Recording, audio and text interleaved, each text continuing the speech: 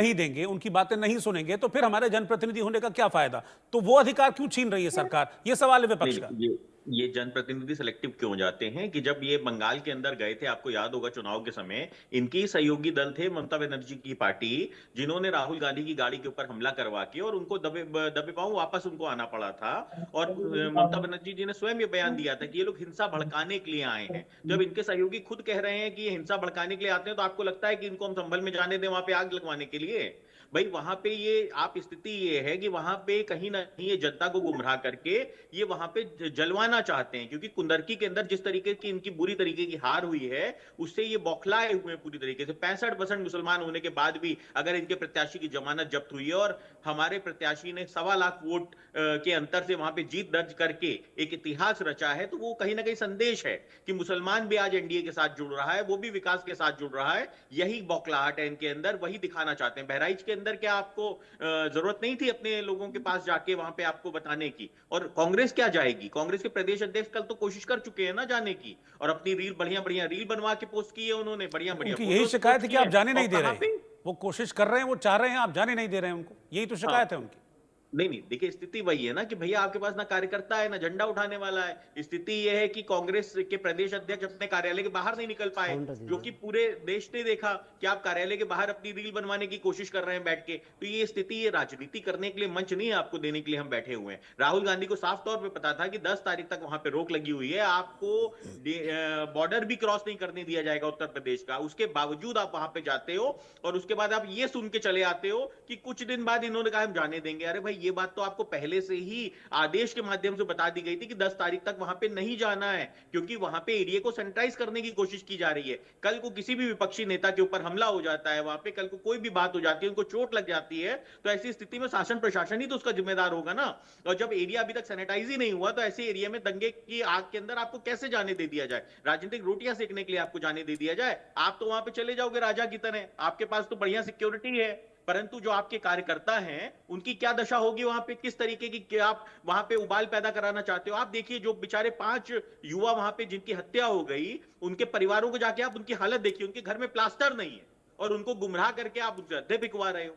तो स्थिति ये है कि आप तो अपनी राजनीतिक रोटियां सेक के वहां पे 150 लाशें बिछवा के चले जाओगे, परंतु उन गरीब परिवारों का क्या होगा जिनको आप दंगे की आग में झोंकने जा रहे हो? देखिए सरकार जिम्मेदार सरकार है और सरकार चाहती है कि वहां पे एरिया सैनिटाइज हो, शांति बहाल हो, और एक बार शांति बहाल हो जाएगी तो उसके बाद जिसको जो जांच करने जाना है आप जाइए। आपको जरूरत है तो हम आप ही का प्रतिनिधि मंडल वहां पे बना के भेज देंगे और आप चले जाइए वहां पे, जाके जांच करके आप ही रिपोर्ट प्रस्तुत कर दीजिए, परंतु राजनीति करने मत जाइए वहां पे। राजनीति के नाम पे दंगे भड़काने का काम मत करिए। देखिए उत्तर प्रदेश को दंगा मुक्त प्रदेश बनाने का काम एनडीए सरकार ने किया है और बहुत उसके लिए सफल प्रयास करने का काम किया है। एक उत्तर प्रदेश वो था जहां पे मथुरा के अंदर किस तरीके से दयालबाग हुआ था, जहां पे एसपी की हत्या कर दी गई थी और वहां पे कितने दिनों तक शांति स्थापित नहीं हो पाई थी। मुजफ्फरनगर के अंदर 2 संप्रदाय के अंदर इस तरीके का दंगा कराया गया था कि आज तक उसकी टेस एक दूसरे के अंदर है। तो इस तरीके के दंगे अगर आप उत्तर प्रदेश के अंदर कराने के प्रयास करेंगे तो हम आपको कोई राजनीतिक प्लेटफॉर्म देने के लिए नहीं बैठे हुए हैं कि हम आपको वहां पे दंगा कराने के लिए आपको हम छोड़ दें। आज उत्तर प्रदेश विकास प्रदेश के अंदर सम्मिलित हो रहा है। उत्तर प्रदेश की जो छवि थी अपराध प्रदेश की, अभी ये बहराइच की बात कर रहे थे आपके चैनल के माध्यम से।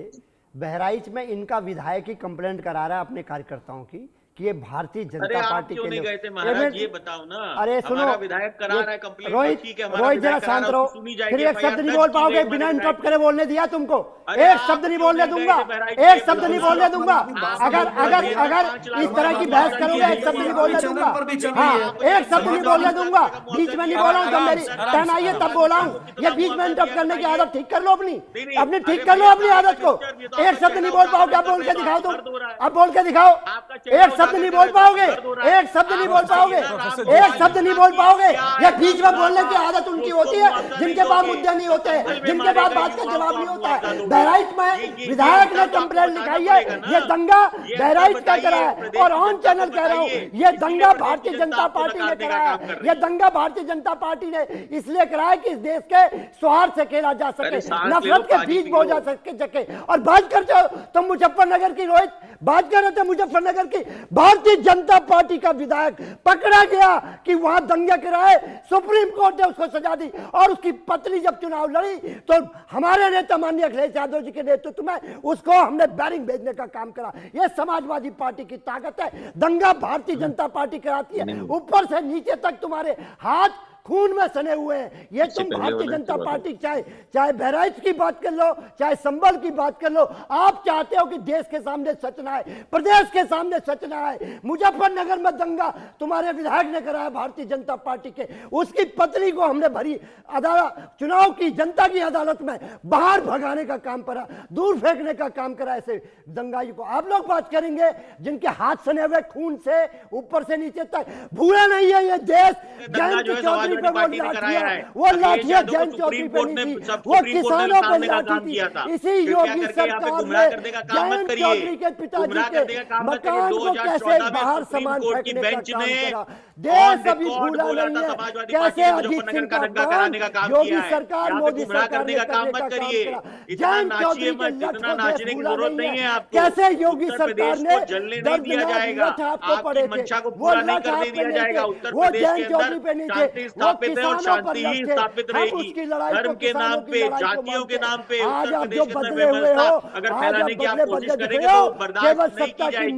बिल्कुल साफ तौर से कान खोल के सुन लीजिए। आपका जनता ने जो आपका फैसला करना था, अरे भाई साहब पिछले 2 बार से तो जनता आपको नकार रही है। पिछले 3 बार से केंद्र में आपको जनता नकार रही है। पता नहीं जनता आपको कहां से वोट दे रही थी। अभी चुनाव के अंदर जनता ने आपको उठा के पटका है। अभी चुनाव के अंदर जनता ने आपको उठा के पटकाया। तो पहले कांग्रेस को निपटा लो, बाद में बात करना आप हमारी। आप तो पहले उत्तर प्रदेश के अंदर कांग्रेस को निपटा लो। कांग्रेस को किस तरीके से आपने निपटाने का काम किया, चुनाव में उसको लड़ने तक नहीं दिया आपने। ये तो पूरे देश ने देखा है ना, और कांग्रेस ने भी देखा है। आज आपको पाल जी ने कहा है कि कांग्रेस के नेता वहां पे फोटो कराने जा रहे हैं। देश की तीसरे नंबर की पार्टी है, बहुत बड़े नेता है माननीय अखिलेश यादव जी। अरे 2 सांसदों की पार्टी है, ये हैसियत दिए तुम्हें। और हम लोग 33 सांसदों की पार्टी है। ये जनता जनार्दन का आशीर्वाद है 30 करोड़ और 30 करोड़ का ये अभिशाप है कि तुम्हारे 2 सांसद है केवल।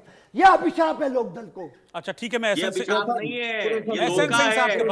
1989 का वो धोखा याद करो जो मुलायम सिंह ने दिया था चौधरी अजीत सिंह को, जिसकी वजह से तुम अस्तित्व में आए हो। अरे याद करो धोखेबाजों, धोखे पे तो तुम्हारी पार्टी की जीव रखी गई है। तुम क्या आप हमारे राष्ट्रीय अध्यक्ष का मुकाबला करोगे, उनको जाने से रोकोगे क्या? अरे तुम्हारे राष्ट्रीय अध्यक्ष हमारे यहाँ हुए हैं, हमारे यहाँ प्रदेश अध्यक्ष थे तुम्हारे राष्ट्रीय अध्यक्ष। थोड़ा सा पानी तुम क्या यहाँ पे बैठ के ज्ञान बांट रहे हो? सिंह साहब पुरठे जी, हम समाजवादी पार्टी के जो प्रवक्ता हैं, हम तो किस बात के लिए प्रोफेसर कहें, ना भाषा की मर्यादा, न विचार की मर्यादा, न व्यवहार की मर्यादा। सर्टिफिकेट नहीं चाहिए, तुम जैसे लोगों का सर्टिफिकेट नहीं चाहिए हमें, जो हमें ये सर्टिफिकेट नहीं चाहिए तुम्हारा।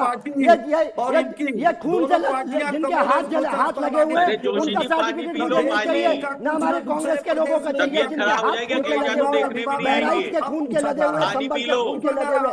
हमें नहीं चाहिए आपका सर्टिफिकेट कोई, ना लोकदल का चाहिए हमको जिनके खून के हाथ लगे हुए हैं।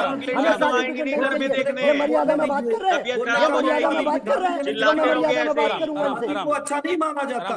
अगर आपको लग रहा है भुवन जी की गाली देकर और बड़प्पन आपको मिल जाएगा तो नहीं मिलेगा।